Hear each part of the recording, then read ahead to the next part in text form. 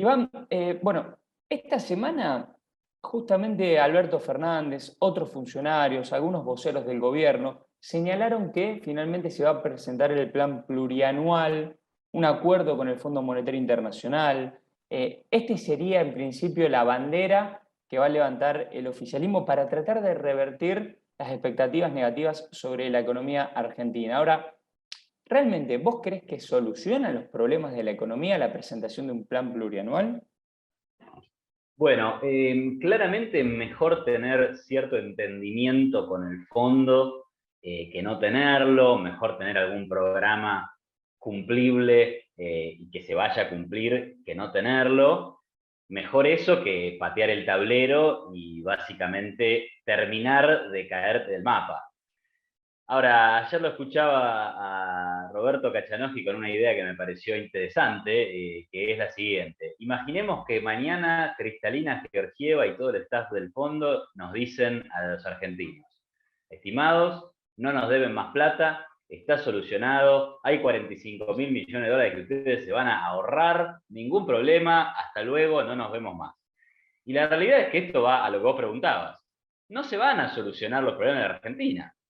O sea, se va a solucionar una pequeña porción de los problemas que afectan principalmente al año que viene y al siguiente, que es un tema de concentración de vencimientos de deuda muy grandes, pero no te va a resolver eso la inflación, no te va a resolver todo el resto de la deuda que tenés que pagar y que la vas a empezar a pagar grande en el año 2024, no te va a resolver en gran medida el problema del riesgo país, porque el problema de la Argentina es que digo, es más grande que solamente la deuda con el Fondo Monetario Internacional. Lo que tiene de positivo dentro de este contexto, cerrar un acuerdo con el fondo, es que le da un marco de credibilidad que está por encima del gobierno argentino, que no tiene credibilidad. Entonces, le da la credibilidad al fondo de que algún tipo de ajuste fiscal, por ejemplo, cambiario y monetario, se va a hacer. Sin eso, todos esos cambios que tienen que hacer el gobierno argentino para que esta economía empiece a funcionar mejor, los tiene que hacer sin ese paraguas de credibilidad y los tiene que hacer, bueno, en contra de la filosofía del partido político que gobierna, ¿no? Porque básicamente la bandera del partido político que gobierna es no al ajuste, bajaremos la inflación cuando se nos ocurra, el problema son los empresarios, hay que controlar los precios. Entonces, obviamente que ahí quedamos más a la deriva, ¿no?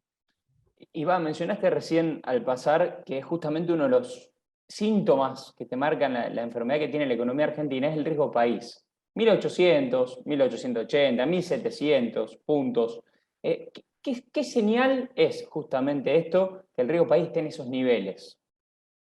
Bueno, es el segundo riesgo país más alto de toda la región, después de Venezuela, un país absolutamente perdido, digamos, en materia económica y de derechos eh, civiles e individuales, así que no hay ningún motivo para compararse con Venezuela, así que estaríamos casi en la peor posición. Y bueno, justamente se debate ahora en Argentina, ¿no? Los funcionarios nos venden la idea de que acá el problema es que faltan dólares, de que hay un problema llamado escasez de dólares y que por tanto hay que prohibirle a la gente financiar en cuotas un viaje al extranjero, ¿no? Permitirte comprar solamente $200 cuando por ahí tenés ganas de comprar más o tenés la capacidad de hacerlo. Y justamente Chile o Perú o Uruguay tienen un riesgo país de entre 100 y 200 puntos, al revés de los 1.800 que tenemos nosotros. Entonces, ¿esto qué quiere decir? ¿Que faltan dólares? No. A Chile, a Perú y a Uruguay les sobran dólares. Tanto es así que cuando quieren colocar deuda en los mercados internacionales, pagan tasas de interés de la de Estados Unidos más 100 o 200 puntos básicos. Argentina le tiene que agregar 1.800 puntos básicos. Entonces, ¿a quién le faltan dólares en realidad? Al gobierno. Pero no importa, no es un tema de que le falten dólares, le faltan recursos. Le faltan pesos, le faltan dólares, le faltan cajas de tomate, no importa, le faltan recursos porque tiene que pagar una deuda y no tiene las cuentas públicas en orden para pagarla y tampoco tiene un plan económico que genere la confianza para que esos vencimientos puedan ser refinanciados. Entonces, ese es el problema. Al único que le faltan dólares es al gobierno, que intenta conseguirlos pagándole 100 pesos a los exportadores, lo que en realidad vale 200. Claro, ahora, Iván, cuando uno repasa la historia argentina, y siempre aparece el problema de la restricción externa. ¿Por qué ocurre esto? Claro, pero no es la restricción externa como un... la teoría estructuralista dice básicamente que Argentina tiene ciclos de crecimiento y estancamiento por la propia dinámica del crecimiento, ¿no? Crecemos, entonces importamos, pero no podemos hacer crecer nuestra capacidad de exportación. Pero en esta lógica, crecer, o sea, el crecimiento económico se transforma en una maldición. Es un crecimiento que lleva a la falta de dólares. O sea, no existe, está mal esa teoría. ¿Cómo podemos explicar que países como Perú o Chile hayan crecido por los últimos 25 años con déficits por cuenta corriente, es decir, con dólares que se están yendo de la economía por el canal comercial en el 90% de esta cantidad de años que te digo, y no hayan tenido crisis recurrentes como las que tuvo Argentina en ese periodo? O sea, el problema de la restricción externa no existe como tal. Lo que existe es un país que entra en ciclos de confianza y de desconfianza producto de la mala política económica. O sea, lo que mejor describe la situación argentina, más que la teoría de la restricción externa, es la teoría del populismo macroeconómico, donde vos encarás políticas, ya sea que tienen que ver con un gran aumento del déficit fiscal, y después no importa si lo financiás con emisión monetaria o con deuda. En algún momento la situación se vuelve insostenible y tenés una crisis de balanza de pagos, donde todo el mundo lo único que quiere es dólar, dólar, dólar, dólar. Y obviamente eso genera una presión que hace que tengas una devaluación. Entonces, eso pasó con el kirchnerismo, la devaluación ocurrió en el año 2016, también había ocurrido en el 2014, ocurrió con el macrismo, la devaluación ocurrió en 2018 y después en 2019, y va a ocurrir en algún momento de ahora cuando termines de salir del cepo, donde de vuelta vas a tener un salto de tipo de cambio. Ahora, esa desconfianza que vos mencionás no solo se refleja en un fuerte movimiento del tipo de cambio, sino también, por ejemplo, en la inflación crónica que tiene Argentina. Tenemos más de 20 años con inflación de 2 dígitos. ¿A qué se debe? ¿Es el mismo problema? ¿Es la misma causa las dos cuestiones o lo atribuís a otra cuestión? No, acá, digamos, hay que coincidir con Martín Guzmán. Si uno ve algunas de sus presentaciones en algunas universidades de Catamarca, creo que estuvo en Tucumán también, él muestra un gráfico muy elocuente donde dice, bueno, esta es la historia de nuestro déficit fiscal y esta es la historia de nuestra emisión monetaria. Y es por esto que tenemos altos niveles de inflación. O sea, como una cuestión de largo plazo de la Argentina, la inflación es puramente explicada por el déficit fiscal y la emisión monetaria. O sea, el gobierno gasta por encima de lo que recauda, emite y hay inflación. Ahora, a eso hay que combinarle que producto de tantos años de inflación, la Argentina perdió la moneda. Entonces, los argentinos básicamente pensamos en dólares y cada tanto, como decíamos recién, digamos, tenemos un episodio de saltos cambiarios. Entonces lo que te pasa es que tenés, por ejemplo, el año 2019 con Macri, donde por 8 meses prácticamente que no cambió la base monetaria. O sea, tenías la política monetaria más dura de la historia, si querés. Sin embargo, como pegó un salto el dólar de 40 a 60 y pico, de 45 a 60, y bueno, eso también presiona sobre los índices de precios y terminás teniendo una inflación del 50% por más que no emitías nada. Entonces, todos los efectos se ven combinados en la Argentina. Ahora, la solución de fondo es un plan económico que ataque las causas profundas, el déficit fiscal y la emisión monetaria. Y ahí vas a conseguir estabilidad del tipo de cambio. Pero esas cosas tienen que mantenerse en el tiempo, no es que cuando lo haces 3 meses ya resolviste todo. Hay que hacerlo por años y comprometerse con eso. Justamente hablas de la sostenibilidad de las políticas públicas. La pregunta es, se está discutiendo ahora el presupuesto 2022. Se espera un crecimiento, algunos hablan de hasta el 4% para el año entrante.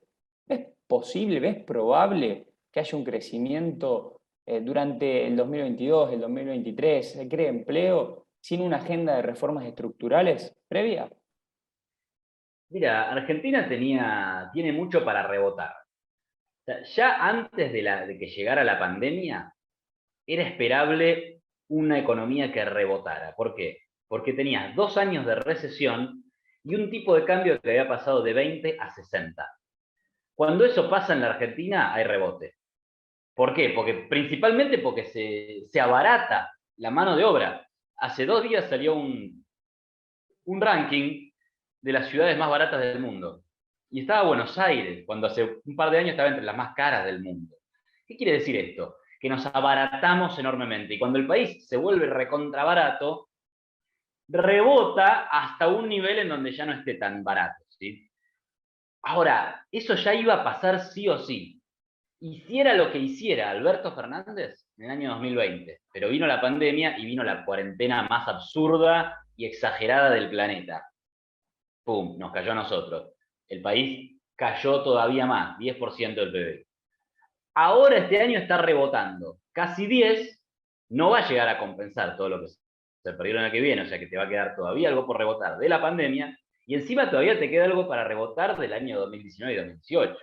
Entonces yo rebote en 2022, yo creo que se puede mantener. Lo que pasa es que no va a ser un crecimiento sostenible. ¿Por qué? Porque tenés altos niveles de inflación, porque el riesgo país sigue muy alto, porque seguís teniendo políticas de tipo control de precios, retenciones para los exportadores. Todo eso termina agobiando la economía y no le genera las condiciones para crecer. No hay reformas estructurales, así que lo único que vamos a tener es rebote. ¿Sí? Después, crecimiento sostenido, no.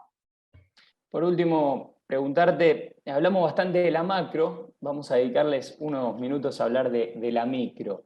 ¿Cuáles son aquellos sectores que vos ves en los cuales la economía argentina puede volver a reinsertarse en el mundo, a tener crecimiento de largo plazo y tiene alguna ventaja competitiva y comparativa?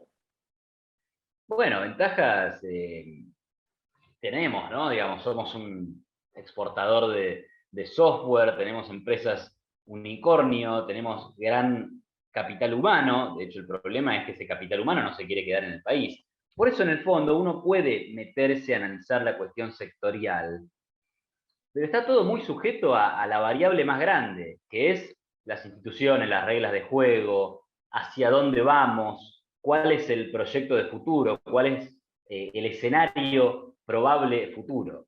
Lo que está pasando es que ese escenario probable futuro no se ve o se percibe como medio oscuro. Entonces, ¿qué hace ese talento argentino que existe y que es una cualidad distintiva tal vez? Se va a otros países a trabajar a empresas competitivas, a países estables. Entonces, competitividad hay mucha, el agro siempre va a ser un sector pujante, pero después tenemos sectores muy innovadores. Lo que pasa es que, bueno, están reprimidos por un set de normas que no es el mejor.